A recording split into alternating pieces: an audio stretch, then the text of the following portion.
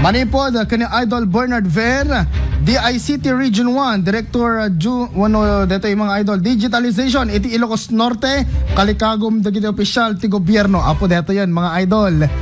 Digitalization at its finest dito ay Ilocos Norte. Kaka-proud naman yan. At yung mga report manipod kani Idol Bernard Ver.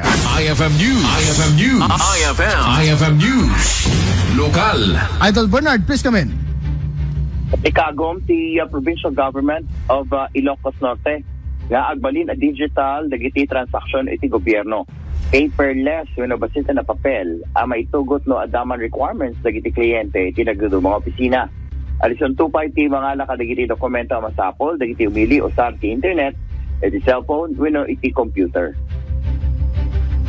To our partner, our champion, Vice Governor Matthew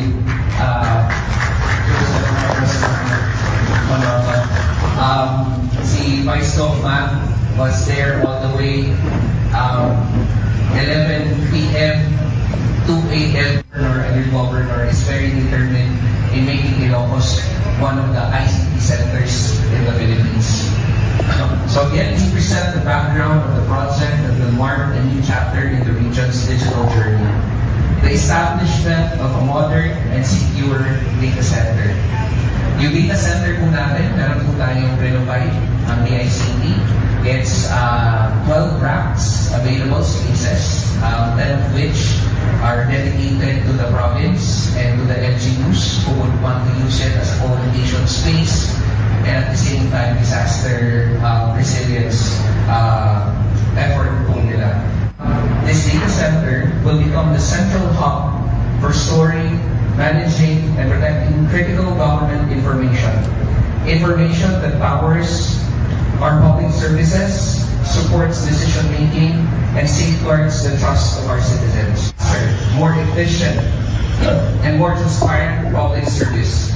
With this facility, citizens can apply for permits online, make sure electronic payments is possible, and access multiple government services through integrated platforms.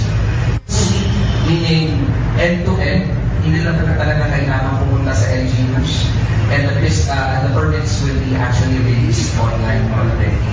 So,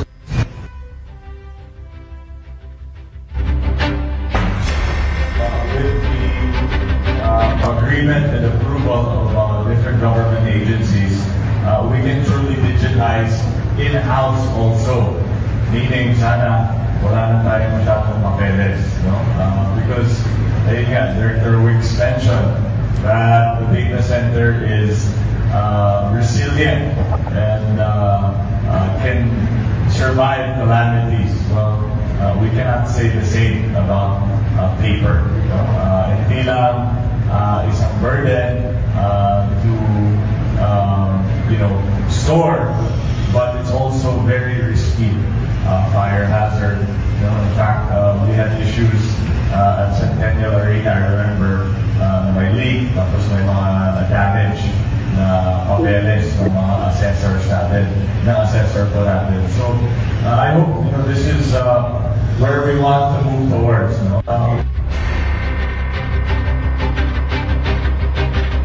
For Ilocos Norte, I would truly like to thank RT June Vincent Manuel, that kilala ko siya, Weeks Galdan. And just earlier this morning, we were exchanging memories of where our friendship started and all of that.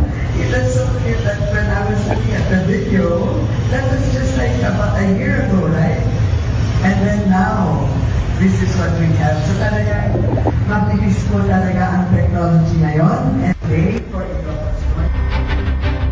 Idol Bernard? Kaya pasati panagsalita, dagiti masiknaan, may panggapelang ka dito nakamat nga plano, iti Department of Information, Communication and Technology. Nga adugtupay, iti agbalin nga digitalize nga ili wino probinsya, iti Region 1. Malagip namin nga iti Ilocos Norte kaunaan, iti Northern Luzon, numang ruginto iti NASAO programa. Tamag man po dito DICT para iti IFM News, Idol Bernard Ver, Tatak RMN.